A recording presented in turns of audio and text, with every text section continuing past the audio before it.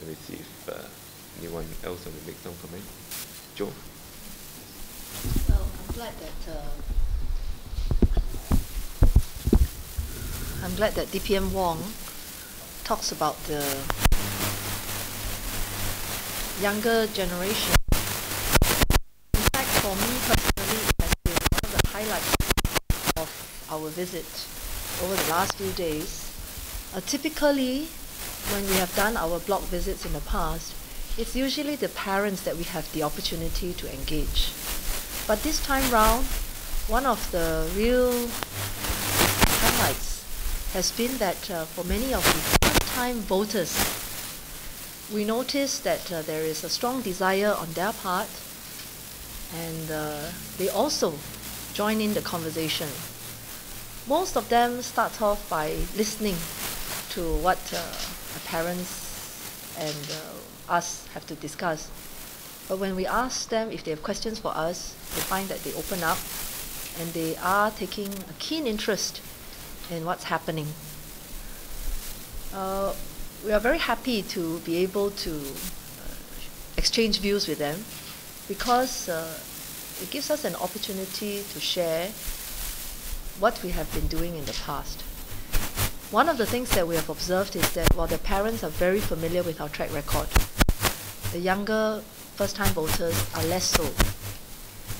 Well, more importantly also, they are concerned about other matters besides the plans that we have for our estate. So for example, they have shared with us that they have concerns about education. They want to make sure that they continue to have access to high quality education for those who are still in school. And those who have started working, they want to make sure that they have good jobs, good careers. And those who are ready to proceed to the next stage of their lives, they want to make sure that there is good quality and affordable housing. So this opportunity to engage them is a very useful one, and we will want to continue to do so whenever we have the opportunity. My observation is also that the younger first-time voters are well-read. They have gone to the online media. They have read about what we do. They are following the discussions closely. And whilst there is a lot of information for them to chew on, some of them have already made up their minds. They are quite clear what is it that they hope to see. For those who are mulling over, we encourage them to find out more information. They can seek us out through the online media. We are happy to take questions from them if they email to them, and some do.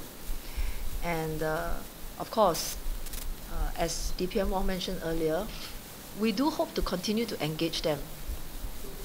One other pleasant surprise as a result of this exercise is that some of the young people we spoke to say that they are very inspired by what we do, and they want to volunteer together with us. So in this process, not by design, but perhaps through the engagement that they've had with us, many of them say that they would like to continue to support us, continue to join us in our activities. So that's been a real highlight for us.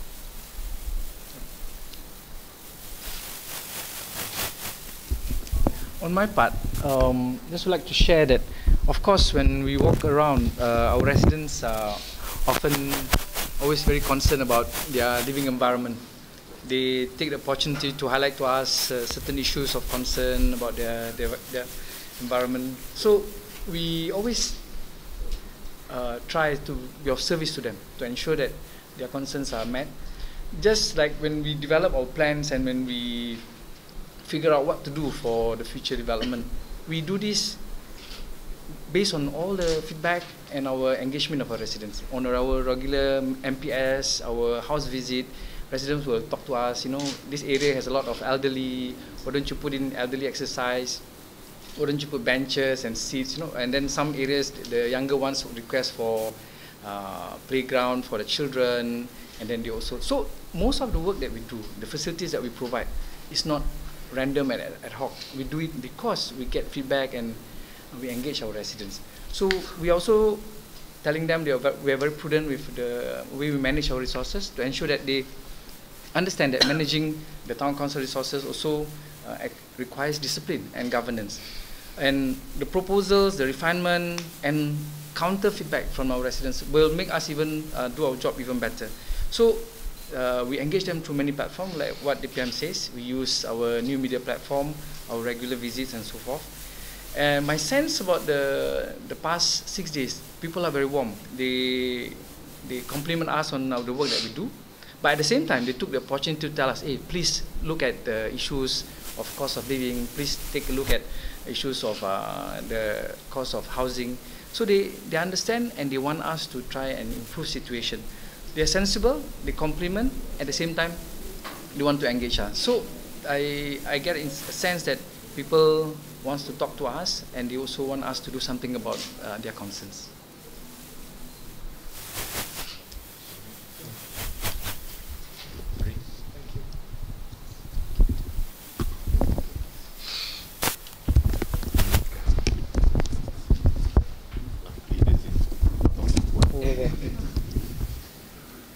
Including ours. Thank you. For me, one thing this elections has done is to dispel this myth that our youth are politically apathetic. They are very much engaged with what's going on. I think the fact that they can vote focuses their mind on what's important and what the real issues are. Which is why I'm very glad, I'm sure many of us are glad that many of them will have a chance to vote in these elections, because you can't beat the fact that you can vote to focus your minds on what is important. And the other myth is that the youth are homogeneous lot, that they all are concerned with the same issues. They're not. So different youth are concerned with different things. Those who are on the verge of graduating are concerned about jobs. Those who are going to get married are concerned about housing. Those who are still in school are concerned about the political process. So a number of issues that they are interested in. But the most important thing is they are interested in these issues and they want to get engaged and they want to discuss these matters with us. We have had many conversations with youths during this GE, but what's important to me is that these conversations shouldn't stop at the GE, and we should try and sustain this for as long as possible, create the avenues, which we will be doing, to continue these conversations. Because as Joe said, the youth come with different perspective from the older generation who are familiar with the government and the PAP and the track record they've had. They are not so familiar with the track record, so they are more concerned and interested in what's going to happen in the future. And the future throws up challenges which are very different from the challenges we faced in the past. So we have to have different discussions with them and have to meet those aspirations and ambitions as well. On the ground, the reception has been very positive. Most residents, if I can say, can be put in two different groups. The first group will be those who have been very receptive, very thankful for what's been done for the constituency and have shown us our support. And the other group are those who have raised issues, who are concerned about a number of things, but also feel that we have the team and the capabilities to meet those issues and have expressed support in that respect as well. So it's been warm, it's been positive, and this has been a great experience. As I said, there are many conversations that we've had, and those conversations should continue. Let me give 2 or 3, maybe 4 examples to illustrate the point made by Hari on how our youth are not apathetic, how they are very aware of what goes on, just by quoting 4 conversations I have with 4 young men. The first one was at a MRT station in Toa Payoh on Friday evening. He was waiting for us because we were shaking the hands of those who were streaming in and coming out of the MRT station, and he saw that the trains did not arrive and there was a loud period. He came forward, said, "Mr. Wong, I'm here going to vote for the first time, and I'm 21 years old. I just have a question for you. What do you sense as the government's accountability and governance? What do you think of this position? He wants to know my views on it. So I took about 10 minutes to explain to him what we mean and what we do to account to the people. And I tell him the kind of things we do to ensure that our governance are well tip-top shape, in tip-top shape. After listening to that, he asked me a couple more follow-up questions. He says, I'm happy to talk to you. I think the same young man spoke to Dr. Ng as well, because I saw him after talking to Dr. Ng, he came to me and he asked me the question. I did not know what he was asking Dr. Ng about. Then I asked Dr. Ng, what did this young man talk to you about? Well, he asked me two questions. What is our sense of the public accountability and governance issues that the opposition has been throwing at us? The second example is a man, I think it's about in their late 20s or early 30s. And I met him at Block 151. That was on a Friday morning, Saturday morning, public holiday. And he said, Mr. Wong, I know what you've been doing here. You know, we like this place. But I just have one question for you. He said, I have no issue with Mas Salamat. You have said enough. I understood your answer. You have taken responsibility, and I'm satisfied. But I just want to ask you, have you considered that there might be an insider job? So he asked me that question. So I answered him, yes. We explored all angles, whether Mas Salamat was helped when he left the Whitley Road station, or whether there was an insider who helped him to get out of the Whitley Road station. At the end of it, after listening to me, now I understand that you have been quite comprehensive in this approach. I have no issue with it. The third young couple, actually it's a young couple, I met on a house visit.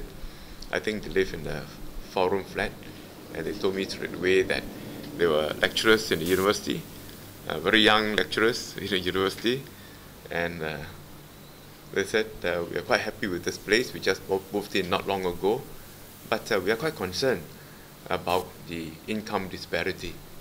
And we are seeing the Gini coefficient going up. So is the government going to do anything about helping the lower income and helping them so that they do not face such a great disparity in income? So I spent quite a few minutes engaging them and telling them, and also asked for their views as to what more we can do.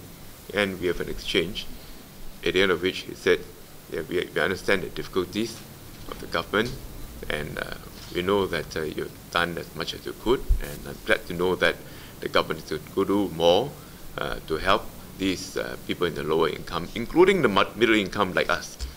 So that's one conversation. Last night, I went to another block, and this time around, I didn't ask him what he was doing, but he definitely looks very young, and he asked me, how does the government, how does the PAP deal with the comments and the concerns of the young voters?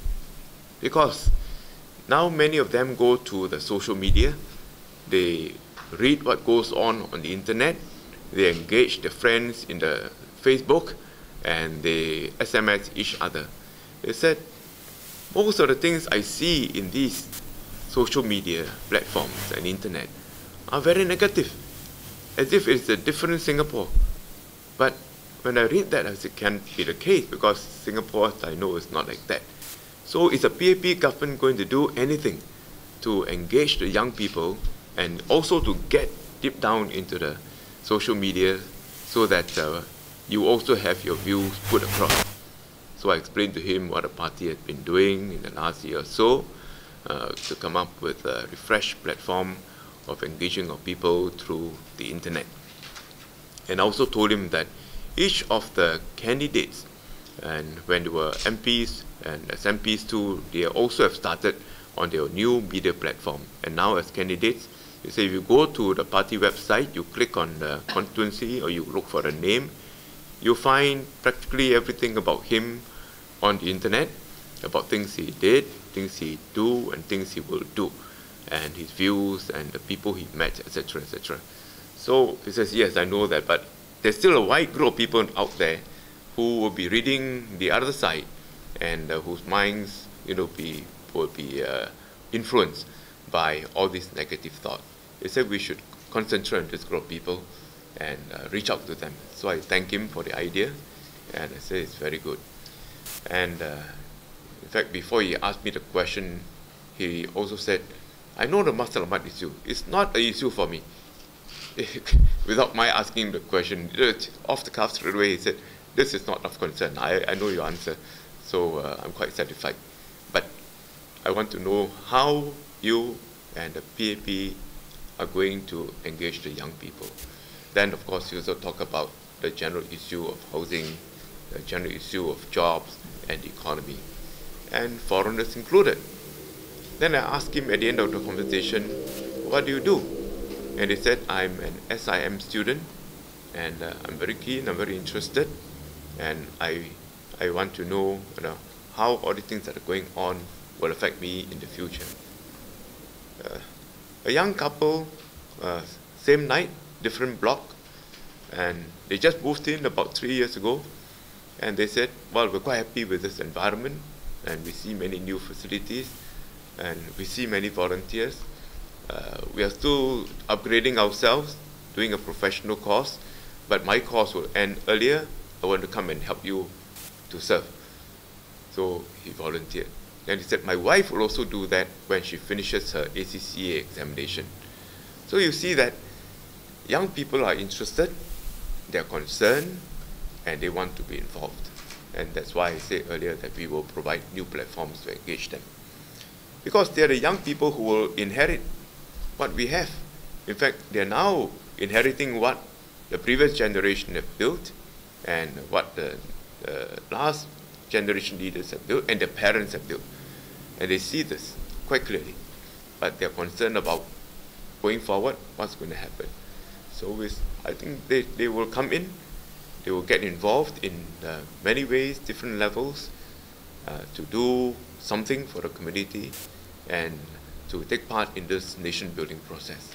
And I have confidence in their judgment, in their sense of what is right and what is wrong, and in a sense of what they would like to have as a good government.